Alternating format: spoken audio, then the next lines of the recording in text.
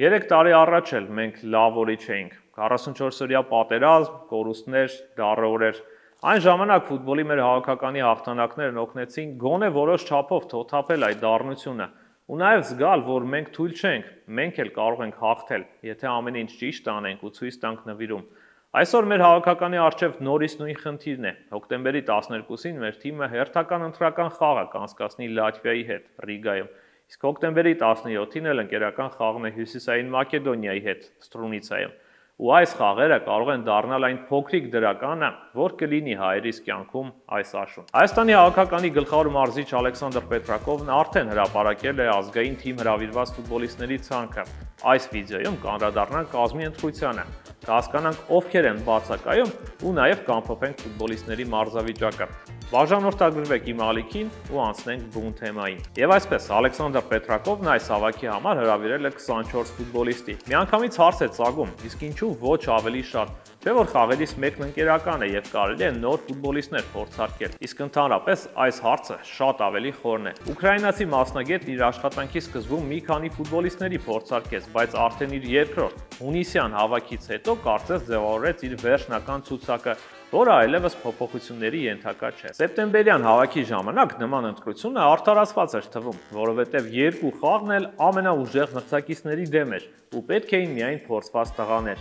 Էքսպերիմենտների ժամանակը չէր, բայց հիմա հենց էքսպերիմենտների ժամանակն է, իսկ նա շատ ջլատ է նոր ֆուտբոլիստներ հրավիրելու հարցում։ Միակ նոր խաղացողը Էդգար Սևիկյանն է, ու վերջ։ Ու նա էլ ի դեպ կարծես միացել է Սարգիս Ադամյանի փոխարեն, որի վնասվածքի վերաբերյալ որևէ ինֆորմացիա չկա։ Ճիշտ է, Ադամյանը նախորդ հավաքից հետո Բունդեսլիգայում ընդամենը 20 րոպե խաղաժամանակ է անցկացրել, բայց միևնույն է նման մակարդակի ունիվերսալ խաղացողին հենց այնպես չկանչելը այդքան էլ միանշանակ որոշում չէ։ Պետրակովը շարունակում է նաև անտարբերությամբ մոտենալ մեր երկու երիտասարդ ֆուտբոլիստներին՝ Ժիրայ Շաղոյանին ու Նարեկ Գրիգորյանին, ովքեր, ինչպես հենց ուկրաինացի մասնագետն էր խորհուրդ տալիս, հեռացել են Հայաստանից ու փորձում են իրենց ուժերը Եվրոպայում։ Իհարկե, պետք է ընդունել, որ այս երկուսը դեռ չեն կարողանում իրենց հստակ տեղը գտնել ակումբներում ու մարզավիճակ հավաքել։ Դեռ սպասում ենք նրանց գոլերին ու փոխանցումներին, բայց մենք ելի ունենք ֆուտբոլիստներ, ովքեր հիմա նույն կարգավիճակում են, բայց հրավիրվում են։ Եվ իհարկե,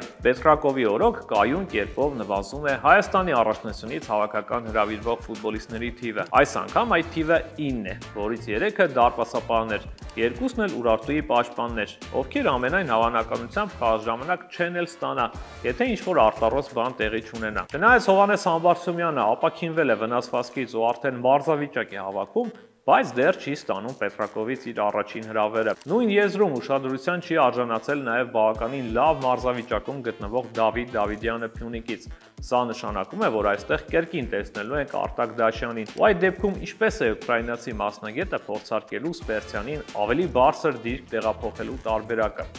Եթե Համբարձումյանը փակեր աջ եզրը, Իվուն ու Դաշյանը կարող էին գործել կենտրոնում, Էդուարդին տալով ազատություն գործելու ավելի բարձր ու ավելի ռիսկային։ Բարեբախտաբար, ֆուտբոլիստների այն հիմնական կորիզը, որ արդեն ձևավորվել է, դեռ շարունակում է առողջ լինել ու հասանելի է մարզչին։ Բայց ինչ է լինելու, երբ նրանցից մեկին կորցնենք հաջորդ հավաքից առաջ, իսկ փորձարկված տարբերակներ գրեթե չկան։ Ու բացի այդ, մեր ֆուտբոլիստներից ոչ բոլորն են կարողանում կայուն մարզավիճակ պահպանել ու փոփոխությունների անհրաժեշտություն միշտ լինելու է։ Հիմա էլ այնպես չէ, թե բոլորը լավ մարզավիճակում են միանալու ազգային թիմի։ Այո, մինչև միջազգային դադարը դեռ մի տուր կա խաղալու, բայց այս պահին էլ կարող ենք արձանագրել, որ այս անգամ մեր հավաքականի ֆուտբոլիստներից շատերը ազգային թիմ են գալու խաղային պրակտիկայի ու մարզավիճակի խնդիրներով։ Օրինակ, պաշտպան Ստյոպա Մկրտչյանը Խորվաթիայի հավաքականի հետ խաղից հետո անցկացրել է ընդամենը մեկ հանդիպում, այն էլ գավաթային խաղ 3-րդ դիվիզիոնը ներկայացնող ակումբի դեմ։ Սովորականի նման խաղաժամանակի պակաս ունի նաև երիտասարդ Գեորգի Հարությունյանը եւ փորձառու Նորբերտո Բալեկյանը, որը նույնիսկ Բոկախունիովսի հայտարարությունում չի հայտնվում։ Բայց ամենացավալին իհարկե Հրանտ Լեոն Ռանոսի վիճակն է Բորուսիա Մյունխեն-Գլադբախում, որտեղ վերջին երկու խաղերում նա չի ընդգրկվում թիմի հայտարարությունում ու խաղաժամանակ է ստանում միայն ակումբի երիտասարդական թիմում, իր հարազատ Գերմանիայի 4-րդ դիվիզիոնում։ Լավն այն է, որ այստեղ վերջին խաղում գոնե Ռանոսը գոլի ու գոլային փոխանցման հեղինակ էր դարձել, ու գուցե դա վստահություն հաղորդի երիտասարդին եւ վերականգնի հավատը սեփական ուժերի նկատմամբ։ Բայց ամեն ինչ այդքան էլ վատ չէ։ Ունենք նաեւ ֆուտբոլիստներ, ովքեր այս պահին իրենց լավագույն մարզավիճակում են։ Օրինակ Վահան Բիչախչյանը, ով հավաքականի նախորդ խաղից հետո Պոգոնի կազմում դարձել է 3 գոլի եւ 1 ասիստի հեղինակ։ Կամ Տիգրան Բարսեղյանը, ով կամ մեկնարկային կազմում, կամ փոխարինման մտնելով ստաբիլ խաղում է Սլովանում ու վերջին 1 ամսում 1 գոլ եւ 2 գոլային փոխանցում է հեղինակել։ Եվ իհարկե Նաիր Տիկնիզյանը, ով ապահովեց Զենիթի հետ խաղում Լոկոմոտիվի հաղթանակը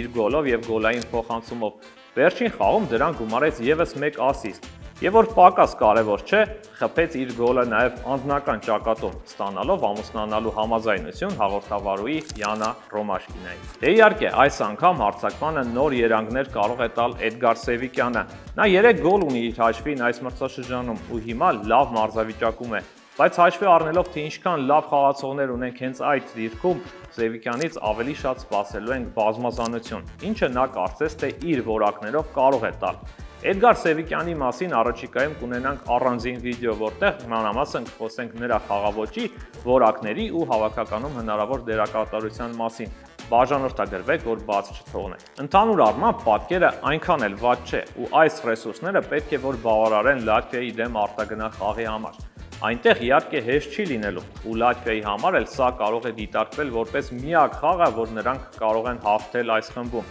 Բայց դա կարող է մեր օգտին աշխատել, որովհետև եթե մրցակիցը չփակվի իր Ստուգանային հրապարակում այնպես, ինչպես Երևանում էր, ապա մեր հավաքականը ավելի լիարժեք ցույց կտա իր պոտենցիալը, ու սա նաև լավ քննություն կլինի Պետրակովի համար։ Իհարկե, այս հավաքի ընթացքում միայն Լատվիայի հետ խաղում 3 միավորը չպիտի լինի առանցքայինը։ Վերջապես ընձեռվել է ընկերական խաղ ունենալու հնարավորություն, ու այն պետք է ծառայեցնել նաև ապագային։ Հուսանք վերջապես կտեսնենք Պետրակովի խոստացած նոր սխեման, որտեղ Էդվարդ Սվերցյանի նոր դեր կհատկացվի ու մեր թիմն էլ ավելի մեծ բազմազանություն կդրսևորի։ Գրեք մեկնաբանություններում, թե ինչ արդյունք եք սպասում Լատվիայի հետ խաղում, ու նաև նշեք ֆուտբոլիստների, ովքեր այս անգամ ձեր կարծիքով նույնպես արժանի էին հավաքական հրավիրվելուն։ Քննարկումը կշարունակենք մեկնաբանություններում եւ միասին կպատրաստվենք հավաքականի հաջորդ խաղին։ Իսկ այսօրվա համար այսքանը, հաջողություն։